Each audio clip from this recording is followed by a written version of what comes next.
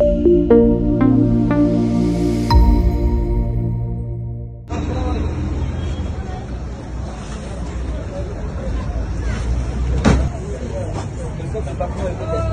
12 heures. Voilà, les gars sont partis louer les canters.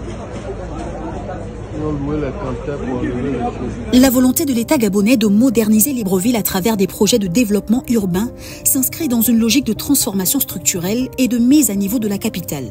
Construire des cités administratives et rendre la ville conforme aux standards internationaux répond à un objectif louable de modernisation.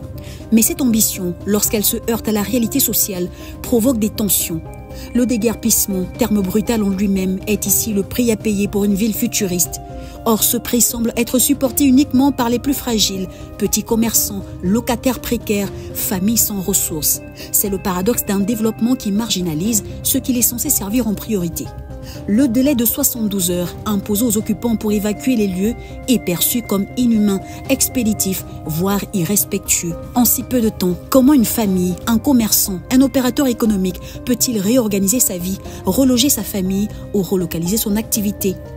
C'est une réalité immobilière tendue, marquée par des loyers élevés, des cautions coûteuses et des frais de relogement inaccessibles. Cela aggrave l'angoisse sociale.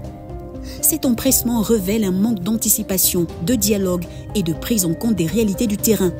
Le traumatisme est d'autant plus profond qu'il vient s'ajouter à une incertitude chronique sur les indemnisations promises qui sont loin d'être garanties pour tous. L'exemple de Plein-Oretti, dont les évictions avaient déjà suscité des remous, aurait dû servir de leçon de gouvernance. Information précoce, sensibilisation, accompagnement progressif, plan de relogement en amont.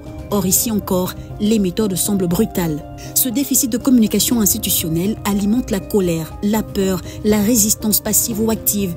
Il peut affaiblir la légitimité de l'État, même lorsqu'il agit pour le bien commun. Car en effet, la modernisation d'un pays vise également le bien-être des populations. Il suffit d'observer les conditions de vie des habitants installés dans les mangroves de la Snia au Vindo pour constater l'ampleur du drame. Il s'agit d'une véritable catastrophe sanitaire et environnementale. En demeurant dans un tel environnement insalubre, ces populations exposent leur santé à des graves dangers et courent un risque élevé à contracter des maladies sévères. Un autre point crucial de l'analyse concerne l'impact économique direct.